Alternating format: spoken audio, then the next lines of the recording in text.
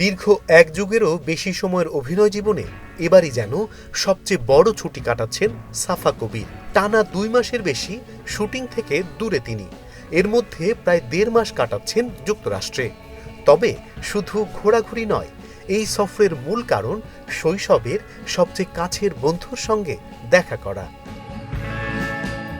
ছোটবেলা থেকে একসঙ্গে বেড়ে ওঠা সেই বন্ধু এখন যুক্তরাষ্ট্রে থাকেন। দীর্ঘদিন দেখা না হওয়া বন্ধুর সঙ্গে সময় কাটানোই হয়ে উঠেছে এই সফরের অন্যতম উদ্দেশ্য।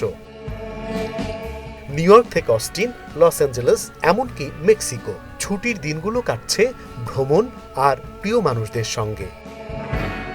সাফার ভাষায়, ব্যস্ত জীবনে এবার একটু সময় দিয়েছেন নিজেকে এবং নিজের মানুষদের। এবার সাবরিন সাকা মিম 2012 সালে বিয়ে করেছিলেন ডাক্তার শাহরিয়ার আহমেদ সজীবকে। বিয়ের পর অভিনয় থেকেও নিজেকে গুটিয়ে নিয়েছিলেন তিনি, কিন্তু শেষ পর্যন্ত টেকেনি সেই সংসার। বিচ্ছেদের প্রায় 9 বছর পর এবার এক পডকাস্টে এসে দাম্পত্য জীবনের কঠিন অধ্যায় নিয়ে মুখ খুলেছেন মিম। জানিয়েছেন সংসার টিকিয়ে রাখার জন্য তিনি 5.5 বছর অপেক্ষা করেছিলেন। তবে সময়ের সঙ্গে পরিস্থিতি আরও খারাপ হয়, শেষ পর্যন্ত বিচ্ছেদের সিদ্ধান্ত নেন। কারো একার দোষ দেখেন না মিম। মিমের কথায় কখনো যেন মনে না হয় সংসারটি টিকিয়ে রাখার চেষ্টা তিনি করেননি। অভিনয়ের পাশাপাশি নতুন পেশায় তমা মির্জা। প্রায় 3 মাস ধরে একটি বেসরকারি ব্যাংকে অ্যাসিস্ট্যান্ট ভাইস প্রেসিডেন্ট হিসেবে কাজ করছেন তিনি।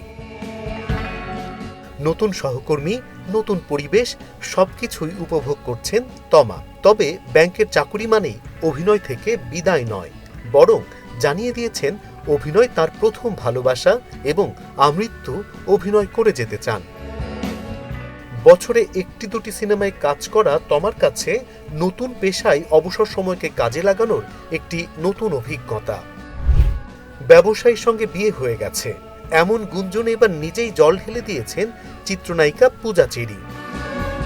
সামাজিক যোগাযোগ মাধ্যমে স্পষ্ট জানিয়ে দিয়েছেন তার এখনো বিয়ে হয়নি, তবে বাগদান আগেই হয়েছে, আর বিয়ের দিন তারিখ হলে সেটি গোপন রাখবেন না, সবার আগে জানাবেন।